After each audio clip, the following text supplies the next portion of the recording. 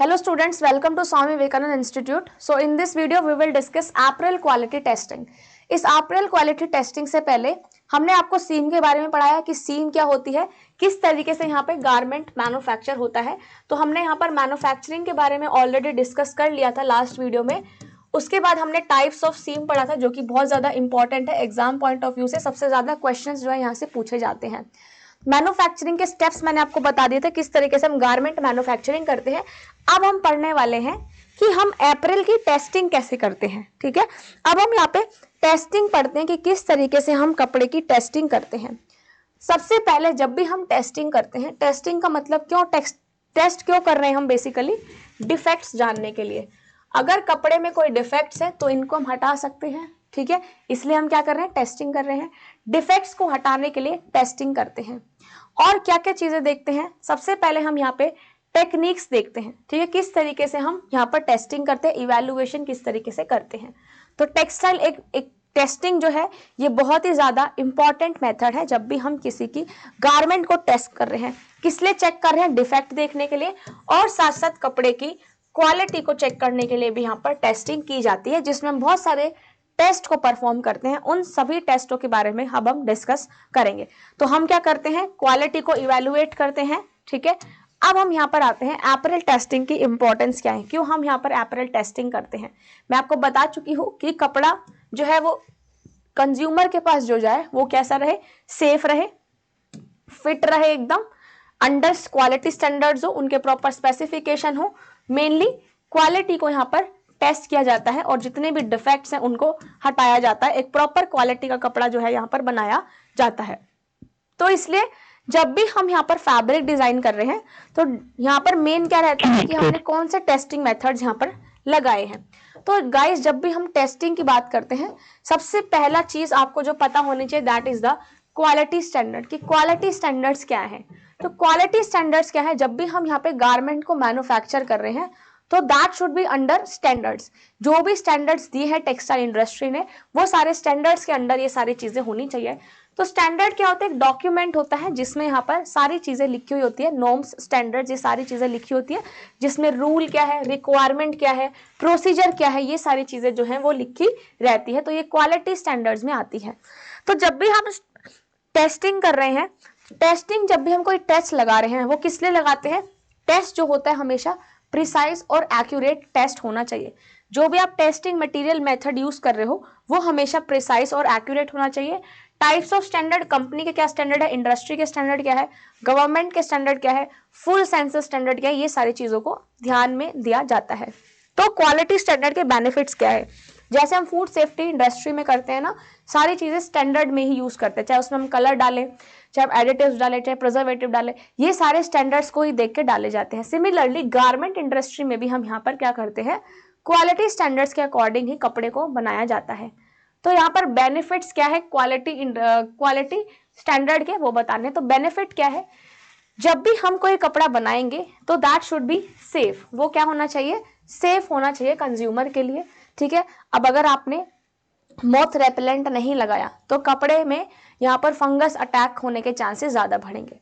Electrostatic यहाँ पर आपने अप्लाई नहीं करा तो कपड़ा जो है वो इलेक्ट्रिसिटी को बहुत जल्दी कंडक्ट करेगा। आपने यहाँ पे फ्लेम रिटार्डेंट नहीं लगाए तो कपड़ा बहुत जल्दी आग को कैच करेगा। इसलिए ये सारे स्टैंडर्ड्स जो है हमें देखना पड़ता है गारमेंट क्या हो, ताकि कंज्यूमर के लिए जो उसको पहने उसके लिए सेफ हो। परफॉर्मेंस चेक करता है क्वालिटी स्टैंडर्ड। अगर आप क्वालिटी स्टैंडर्ड्स में सारी चीजें नहीं लगाओगे तो परफॉर्मेंस अच्छी नहीं आएगी। इसलिए स्टैंडर्ड्स के अकॉर्डिंग काम करना बहुत ज्यादा जरूरी है। ऑल्सो कॉस्ट और मनी को भी सेव करता है। तो ये क्वालिटी स्टैंडर्ड्स है। फुल फॉर्म पूछा जाता है काफी बार, AATCC का फुल फॉर्म पूछा जाता है, that is American Association of Textile Chemist and Colorist. ISO means International Organization for Standardization. ANSI that is American National Standard Institute and ASQ is American Society for Quality. ठीक है, तो ये सारे जो standards हैं वो बनाए जाते हैं, वो टेक्सटाइल के स्टैंडर्ड्स है कि इन सभी स्टैंडर्ड्स के अकॉर्डिंग ही क्या होता है, काम किया जाता है। ठीक है, नेक्स्ट है अपैरेल क्वालिटी टेस्टिंग स्पेसिफिकेशन। स्पेसिफिकेशन किस हिसाब से चेक करते हैं, एक शीट है, एक डॉक्यूमेंट आता है जिसमें यहाँ पर सारी कंस्ट्रक्शन की डिटेल्स रहती है। ठीक है, एक टेक्निकल स्केच रहता है, डायग्राम रहता है, उसमें प्रॉपर सारी मेजरमेंट्स लिखी रहती हैं। ठीक है, तो यहाँ पर उसमें फैशन को आप कैसे डिफाइन करते हो कि यहाँ पर एपरल और क्लोथिंग प्रोडक्ट्स कैसे हैं, ठीक है। तो अब हम टेस्ट के बारे में पढ़ते हैं। कुछ यहाँ पर इस शीट में क्या क्या चीजें लिखी जाती है, जो क्वालिटी आपके पास डॉक्यूमेंट आता है उसमें क्या क्या स्टैंडर्ड्स के बारे में लिखा होता है। एक तो प्रोडक्ट का स्केच होता है, एक मेजर होता है, पॉइंट ऑफ मेजर जिसको हम POM बोलते हैं, प्रिंट का प्लेसमेंट क्या है, कैसा प्रिंट लगेगा, इंस्ट्रक्शन क्या है, फैब्रिक की डिटेल्स, एम्ब्रॉयडरी प्लेसमेंट, गारमेंट की वॉशिंग इंस्ट्रक्शंस। आपने देखी है ना कि यहाँ पर कपड़ों पे इंस्ट्रक्शंस लिखी जाती है कि इसको वॉशिंग मशीन में नहीं धोना है, ड्राई ऐसे करना है। तो ये सारा जो होता है एक स्टैंडर्ड में, जो भी स्टैंडर्ड्स बने हुए हैं उनमें भी ये सारी चीजें लिखी हुई होती हैं। उन्हीं के स्टैंडर्ड्स के अकॉर्डिंग हम गारमेंट पे वो टैग्स लगाते हैं सारा इंस्ट्रक्शन का। एक्सेसरीज की detail, label placement, comment section, ये सारी चीज किस में होती है, एक शीट में, उस डॉक्यूमेंट में होती है जो कि हमें फॉलो करनी होती है। क्वालिटी पैरामीटर्स क्या क्या होते हैं कपड़े में। सबसे फर्स्ट जो क्वालिटी पैरामीटर्स होता है वो होता है टेंसाइल स्ट्रेंथ। टेंसाइल स्ट्रेंथ की मैं बात करूं तो जब आप कपड़े को ऐसे खींचते हो तो खींचने के बाद, फोर्स अप्लाई करने के बाद वो ब्रेकेज होता है, उसके फाइबर्स ब्रेक हो जाते हैं, उसी को हम बोलते हैं टेंसाइल स्ट्रेंथ। तो एक कपड़े की स्ट्रेंथ को मेजर किया जाता है जिसमें क्या है, हम फोर्स लगाते हैं, जब कितना फोर्स लगाने से वो कपड़ा रप्चर हो जाता है, कितना उसके फाइबर डैमेज हो जाते हैं, that is a tensile strength. तो टेंसाइल स्ट्रेंथ को हम कैसे डिफाइन करते हैं, strength of a fabric which denotes breaking force required to rupture the fabric. कि जब हम फोर्स लगा रहे हैं एक कपड़े में, ऐसे खींच रहे हैं, तो फैब्रिक उससे कितना रप्चर हो जा रहा है, उसको हम बोलते हैं टेंसाइल स्ट्रेंथ, ठीक है। नेक्स्ट यहाँ पर हम चेक करते हैं टीयरिंग स्ट्रेंथ। टीयरिंग स्ट्रेंथ का मतलब हम क्या करते हैं यहाँ पर, जब भी हम सडन फोर्स लगाते हैं, टेंसाइल में तो हमने इंटेंशनली उसको खींच करके देखा था, उसकी स्ट्रेंथ मेजर करके देखा था, लेकिन टीयरिंग क्या है, जब यहाँ पर अचानक से कपड़ा फट जाता है, ठीक है। यहाँ पर क्या है, जब यहाँ पर सडन फोर्स लगता है, सडन फोर्स के अकॉर्डिंग कितना वो रप्चर हो जाता है, that is a tearing strength, ठीक है। जैसे किसके लिए एप्लीकेबल होता है टीयर स्ट्रेंथ, विवन फैब्रिक के लिए। विवन में जिसमें हम वेफ्ट और वाप को बुनते हैं। निटेड के लिए पॉसिबल नहीं, क्योंकि निटेड में तो ऑलरेडी ही लूप्स बने हुए होते हैं, है ना। यहाँ पर इंटर लूपिंग और इंटर लूपिंग होते हैं, तो लूप्स तो वैसे ही बहुत जल्दी फट जाते हैं, हल्का सा खींचोगे तो लूप सारे खुल जाते हैं, ठीक है। जैसे आप जर्सीज वगैरह में देखते हो, स्वेटर्स में देखते हो, जो लूप से बनी होती है, आप हल्का सा खींचो, सारे लूप्स निकल के बाहर आ जाते हैं। इसलिए जब भी हम टीयरिंग स्ट्रेंथ चेक करते हैं वो हम हमेशा वुवन कपड़े में देखते हैं, निटेड कपड़े में नहीं देखते हैं, ठीक है। क्योंकि वुवन जो बना हुआ होता है वो वेफ्ट और वाप से बना हुआ होता है, और लूपिंग इसमें हम क्या करते हैं, निटेड फैब्रिक में लूप्स बने होते हैं, तो अगर आपने एक लूप को वहां से खींच दिया तो सारे लूप्स जो है वो ओपन अप हो जाएंगे। सीम की कुछ प्रॉपर्टीज होती है, जो हमने अभी सीम पढ़ा था, सीम पे भी देखते हैं कि कितना फोर्स लगाते हैं कि सीम जो है वहां से हट जाए, ठीक है। तो अब यहाँ पर कुछ टेस्ट करते हैं। इन टेस्ट से काफी बार क्वेश्चन पूछा जाता है। जैसे यहाँ पे सबसे पहले कलर फास्टनेस टेस्ट होता है, कलर को चेक किया जाता है। ये सारे हम क्वालिटी टेस्ट करते हैं, जैसे हम फूड क्वालिटी टेस्टिंग करते हैं ना, फैट कंटेंट निकालना, प्रोटीन निकालना। सिमिलरली टेक्सटाइल इंडस्ट्री में भी यहाँ पर क्वालिटी टेस्टिंग होता है। सबसे पहले हम करते हैं कलर फास्टनेस टेस्ट। कलर को चेक करने के लिए हम टेस्ट करते हैं। इसमें एक टेस्ट होता है जिसको हम बोलते हैं क्रोकिंग टेस्ट। क्रोकिंग में क्या होता है, ये सारे कलर फास्टनेस है कि कलर कितनी जल्दी निकल जाता है। फास्टनेस टेस्ट का मतलब कलर कितनी जल्दी उड़ जाता है ना। तो सबसे पहले एक टेस्ट होता है जिसको हम बोलते हैं क्रोकिंग। क्रोकिंग का मतलब क्या होता है, यहाँ पर जब भी आप कपड़ा वेट कंडीशन में होता है, जैसे आप कपड़े को धोते हो, है ना, उस वेट कंडीशन में कलर कितना निकल रहा है, that is a croaking. Transfer of colour of fabric garment is evaluated in dry and wait condition through coking machine by using crook cloth and chromatic transference scale, ठीक है। इसमें क्या करता है, इसमें क्या करते हैं, देखो ये है कलर फास्टनेस। पहले सिंपल सुनो कि क्रोकिंग का मतलब क्या होता है। क्रोकिंग का मतलब क्या होता है, जैसे आपने कपड़े को रगड़ा, उस रगड़ने से कितना कलर बाहर आ गया है कपड़े का, दैट इज अ क्रोकिंग। तो क्रोकिंग को आप कैसे डिफाइन करोगे, rubbing of colour from a fabric when subjected to abrasion. जैसे आप उसको रगड़ोगे, एब्रेशन दोगे, फोर्स अप्लाई करोगे, उसमें से कलर कितना बाहर आ रहा है, दैट इज अ क्रोकिंग। अब इस क्रोकिंग को हम कैसे देखते हैं इन कमर्शियली इंडस्ट्री, ठीक है। कमर्शियलाइज इसको हम कैसे देखते हैं, एक कमर्शियल स्केल पे इसको कैसे देखा जाता है। ये टेस्ट है AATCC, मतलब American Association of textile colourist और केमिस्ट ने ये टेस्ट दिया था, ठीक है। ये टेस्ट किसके लिए होता है, यहाँ पर हम कपड़े की क्या चेक करते हैं, कलर फास्टनेस, की कलर कितना ज्यादा निकल रहा है। ये है कलर फास्टनेस टू रबिंग। जब आप कपड़े को रब करते हो, एक यहाँ पर लिया ड्राई सैंपल और एक हम लेते हैं यहाँ पर वेट सैंपल। तो इसमें हम क्या चेक करते हैं, ये कलर फास्टनेस स्केल होता है, ठीक है, ये स्केल है। जब भी हम कपड़े को रब करते हैं ड्राई कंडीशन में, तो यहाँ पर कैसा उसमें कलर जो है निकलता है, वो स्केल से हम इसको मैच करते हैं। जैसे ड्राई सैंपल में तो कलर नहीं निकल रहा है, एकदम क्या है, ब्लैक है। अगर ब्लैक है तो एकदम ब्लैक कलर आएगा, व्हाइट है तो एकदम व्हाइट आएगा। लेकिन वेट कंडीशन में जब कपड़ा गीला होता है और जब आप उसको रब करते हो तो कितना कलर निकल कर आता है, that is in the wait condition. तो अब जब वेट कंडीशन में है, मान लो यहाँ पे ग्रे कलर आया, तो आप इस स्केल से मैच करते हो कि ये जो कलर है, कितना यहाँ पर कलर फास्टनेस हुआ है, कितना यहाँ पर जो कलर है वो निकला है। तो इसको हम क्रोकिंग से चेक करते हैं, जिसको हम क्रोकिंग बोलते हैं। इस क्रोकिंग को कलर फास्टनेस से चेक करते हैं, ठीक है। अब सेकंड आता है कलर फास्टनेस टू लाइट। धूप में जो कलर निकल जाता है कपड़ों का, उसको हम यहाँ पर इवेलुएट करते हैं कि पहले मान लो ब्लू था, धूप में रखने के बाद कपड़ा कैसा हो गया है। तो इसको हम सनलाइट की प्रेजेंस में चेक जो है वो करते हैं। उसके बाद करते हैं कलर फास्टनेस टू लॉन्ड्रिंग। जब हम कपड़े धोते हैं तो यहाँ पर जो कलर निकल कर आ जाता है डिटर्जेंट सॉल्यूशन में, ठीक है, जैसे कपड़े धो रहे हो आप, आपस में कपड़े टकरा रहे हैं, एब्रेशन लग रहा है, तो उस जो कलर पानी में लीच आउट हो जाता है डिटर्जेंट सॉल्यूशन में, that is a colour fastness to laundering. Laundering के टाइम पे यहाँ पर जो कलर निकल कर आ जाता है, दैट इज यहाँ पर कौन सा टेस्ट होता है, कलर फास्टनेस का। पर्सपिरेशन होता है जब यहाँ पर स्वेटिंग होती है, ठीक है, पर्सपिरेशन का मतलब स्वेटिंग। जब कोई कपड़ा पहनते हो तो स्वेटिंग से जो कलर लॉस हो जाता है फैब्रिक का, दैट इज पर्सपिरेशन, ठीक है। इस पर्सपिरेशन को चेक करने के लिए हम क्या टेस्ट करते हैं लैब में, यहाँ पर हम 3 स्पेसिमेन लेते हैं, ठीक है। इसमें हम क्या करते हैं, एक एसिड सोल्यूशन बनाया जाता है, उस एसिड सोल्यूशन में रखा जाता है कपड़े को, फिर हम देखते हैं जो कलर निकलता है उसको देखते हैं कि कितना कलर इस कपड़े से निकला है। तो हम सोक करते हैं एक एसिड सॉल्यूशन में और उसको ड्राई करने के लिए, स्लोली ड्राई करने के लिए छोड़ देते हैं, टेम्परेचर बढ़ाते हैं, ठीक है, ओवन में फिर उसको रखते हैं। तो उसमें क्या चेक करते हैं हम, कलर की फास्टनेस यहाँ पर चेक करते हैं। सेकेंड टेस्ट होता है कंस्ट्रक्शन टेस्ट। वो तो क्या था, सारा फास्टनेस टेस्ट था, जिसमें हम कलर की चेक करते हैं कि कलर कितना निकल रहा है। अब आता है कंस्ट्रक्शन टेस्ट। कंस्ट्रक्शन टेस्ट में क्या क्या डिफेक्ट आ सकते हैं, कंस्ट्रक्शन कैसे करिए, अपनी फाइबर से यान बनाए तो यान में डिफेक्ट आ सकता है।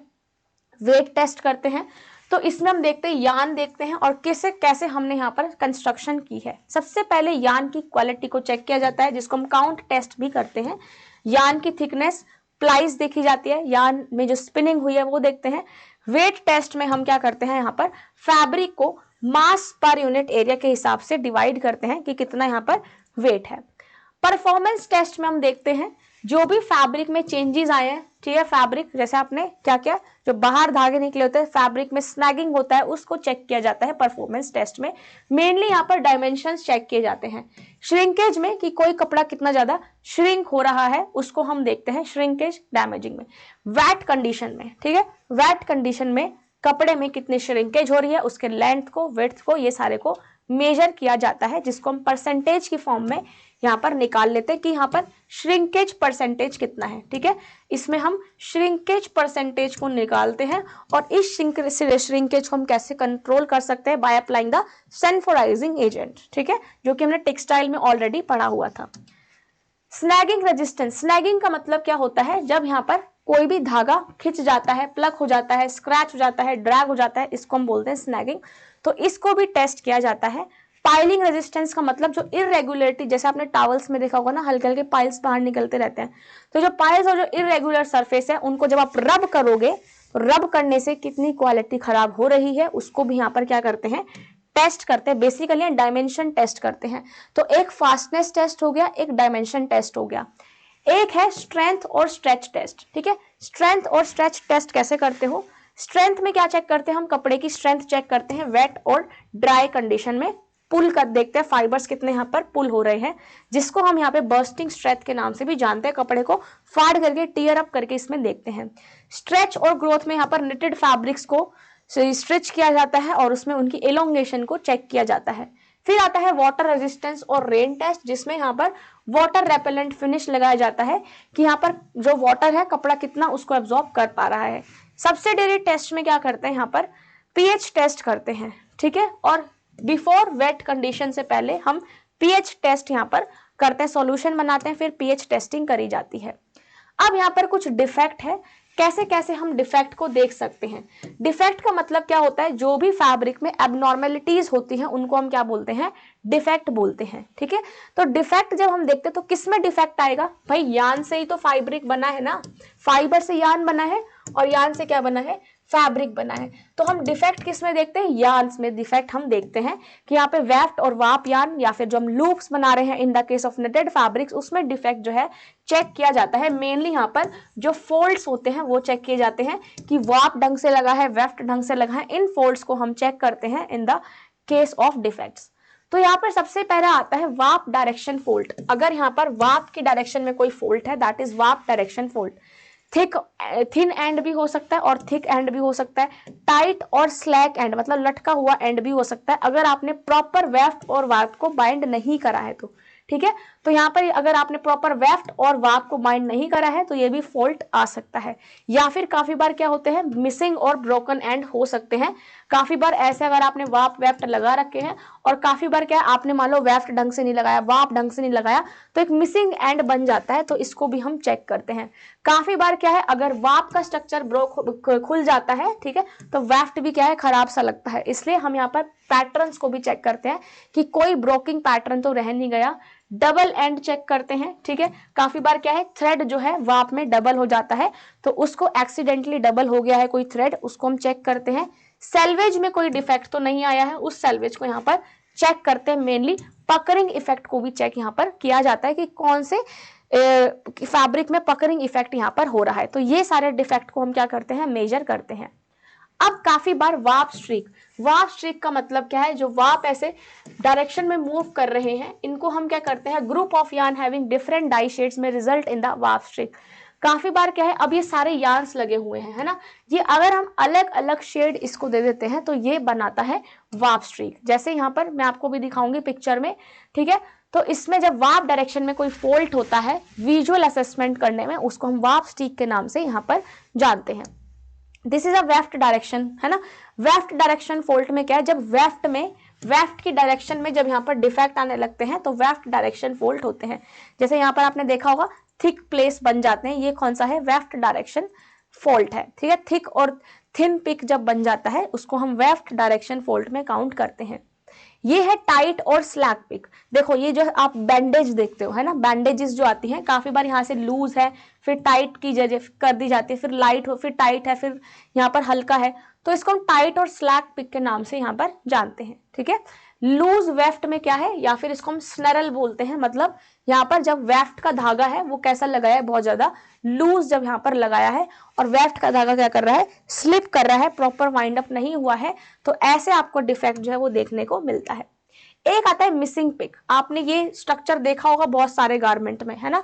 मिसिंग पिक में क्या होता है, जब हम पिक नहीं अच्छे से ले पाते, जैसे हम वेफ्ट लगा रहे हैं, धागा लगा रहे हैं, तो यहाँ पर जो आपको मिसिंग पिक्स दिख रहे हैं, ये मिसिंग जो आपको एंड दिख रहे हैं, ये सारे किस में आते हैं, मिसिंग पिक्स में आते हैं। नेक्स्ट आता है ब्रोकन पिक। ब्रोकन पिक में ये स्ट्रक्चर जो है बीच से खुल गया। ठीक है, अब इसमें देखो यहाँ पर एक जो आपको ब्लैक कलर का नहीं दिख रहा है वो क्या है, यहाँ पर वेफ्ट। ठीक है, तो यहाँ पर वेफ्ट नहीं है, तो ये फॉल्ट किसका है, ये जो आपको वेफ्ट दिख रहा है ना, ये वाला वेफ्ट नहीं दिख रहा है, बाकी वाप ढंग से रेड कलर में ब्लैक कलर का एक वाफ्ट नहीं दिख रहा है, इसको हम क्या बोलते हैं, this is known as broken pick. ठीक है, एक ब्रोकन यहाँ पर वेफ्ट आया था, ये ब्रोकन हो गया, यहाँ से टूट गया है एक वेफ्ट, ये ढंग से नहीं लगा है, तो इसको हम ब्रोकन पिक के नाम से जानते हैं। क्लियर, ये पूरा पिक है। ठीक है, ये पूरा जो structure that is a pick. ये वाला स्ट्रक्चर क्या है, this is a hole pick. Next है यहाँ पे डबल पिक। डबल पिक में एक जगह में डबल धागा आ गया है। ठीक है, द थ्रेड और pieces of thread in a weft which form the woven structure but are accidentally double. Accidentally यहाँ पर जब धागा डबल हो जाता है that is double pick. Next यहाँ पे स्ट्राइप्स इन द वाप। काफी बार आपने देखा होगा ऐसे वाप डायरेक्शन में ऐसे स्ट्राइप्स आने लगती है ना। इसका मतलब जब हम वाप के धागे को अनइवन तरीके से लगाते हैं या फिर गलत रिप्लेस कर देते हैं तो छोटे छोटे यहाँ पर ऐसे क्रैक्स आना स्टार्ट हो जाता है, जिसको हम स्ट्राइप्स या फिर स्ट्रीक्स बोलते हैं वाप डायरेक्शन में। ठीक है, नेक्स्ट है यहाँ पर बार्स इन द वेफ्ट। जब ऐसे आपको लाइंस दिखती है, ये अनयूजुअल अनपैटर्न एसिमेट्रिकल जो लाइन लगती है, ये होती है बार्स वेफ्ट डायरेक्शन में। ठीक है, तो इसमें क्या है, जब हम विजुअल असेसमेंट करते हैं तो ये अनएक्सेप्टेबल माना जाता है, इसको हम एक्सेप्ट नहीं करते हैं जो ये बार्स लगे हुए आते हैं। ठीक है, कुछ काफी बार नोव्स और स्लब्स भी बन जाते हैं, जैसे आपने देखा होगा ये जो है यहाँ पर बीच बीच में ऐसे धागा खिंचता जाता है, यहाँ पर गांठ पड़ जाती है नर्व से, है ना, यहाँ पर आपके होल्स बने हुए होते हैं, तो ये सारे डिफेक्ट में काउंट होते हैं। या फिर यहाँ पर नोट बना रह गया कपड़े के बीच में, या फिर ये फट गया है, लैडरिंग डिफेक्ट कौन सा होता है, जो लैडर की फॉर्म में, सीढ़ी की फॉर्म में ऐसे डिफेक्ट बन जाता है, दैट इज अ लैडरिंग डिफेक्ट। तो ये सारे जो है डिफेक्ट्स एग्जाम में पूछे जाते हैं, और ये डिफेक्ट्स जो है अगर ये कपड़े में डिफेक्ट रह गए तो इन कपड़ों को फिर रिजेक्ट कर दिया जाता है, इनको कभी भी एक्सेप्ट नहीं किया जाता है, क्योंकि ये फिर जो है ये क्वालिटी स्टैंडर्ड को पास नहीं करते हैं। ठीक है, फिर इनकी क्वालिटी को रिजेक्ट कर दिया जाता है, ना ये स्टैंडर्ड्स के अंदर बने हुए होते हैं। ठीक है, तो यहाँ पे नॉब स्लब में क्या है, यहाँ पर इनको भी हम फॉल्ट की तरह कंसिडर करते हैं, जो बीच बीच में कपड़े में होल हो जाता है, स्पॉइल हो जाता है, नोट्स बनने लग जाती हैं, तो ये कपड़े में एक्सेप्टेबल नहीं होता है। ठीक है, इसको हम फॉल्टी मेंडिंग भी बोलते हैं, बर्लिंग भी बोलते हैं, टीयर, होल्स, स्टेन्स, ये सारे किसके पार्ट है, ये सारे फॉल्ट के ही पार्ट है। फॉल्टी मेंडिंग में पुअर अपीयरेंस दिखता है, फॉल्टी बर्लिंग में यहाँ पर जो बर्लिंग के टाइम पर जैसे धागा वागा निकल आता है ना बाहर, ये सारे बर्लिंग है ना, धागा निकलना या फिर एक नॉट बना रहना, ये सारे स्लब है। ठीक है, फ्लोट्स में क्या है, ये छोटे छोटे आपको फ्लोट्स नजर आ रहे हैं, होल में होल्स नजर आते हैं, और यहाँ पर जो नोट है, जैसे कपड़े के बीच में एक नोट बन के इकट्ठा हो गया, तो ये सारे डिफेक्ट्स में काउंट होते हैं। अगर ये डिफेक्ट्स को आप रिमूव नहीं करते हो तो कपड़े को रिजेक्ट कर दिया जाता है, मतलब उसकी क्वालिटी चेक पास नहीं होती है। तो आई होप आपको ये सारे डिफेक्ट्स और फॉल्ट समझ में आ गए होंगे। एक बार पीडीएफ को अच्छे से रीड कर लेना, क्लास को रिकॉर्डेड फॉर्म में भी देख लेना, कोई डाउट हो तो आप कमेंट बॉक्स में नीचे मेंशन कर सकते हो। तो मिलते हैं आपसे नेक्स्ट क्लास में एक नए टॉपिक के साथ। Till then, bye and take care everyone. Have a good day and thanks for watching us.